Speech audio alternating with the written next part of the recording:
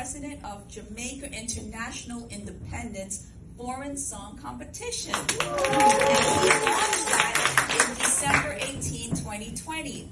The competition is held annually on the last Saturday in July, and it coincides with Jamaica's independence celebration.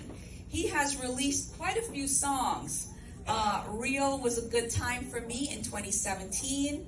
That song was a tribute to Usain Bolt on his accomplishment at the Rio Olympics. His second song, A Lang Time Missa China Run Tings, was recorded in China, released in 2018. His song reflects the Chinese dominance in Jamaica. And a third song called Cell Ella was released in 2019. I guess he figured cell phones have consumed our lives. We cannot live without it. And so that song accentuates that fact. Another song called Gimme Jamaica was released in 2020. It's the theme song for the Jamaica International Independence Foreign Song Competition.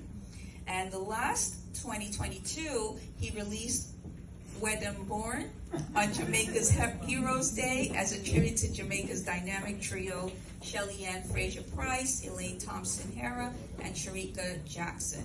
You can contact him on Facebook, Jamaica International Independence, and JIIFSC@gmail.com.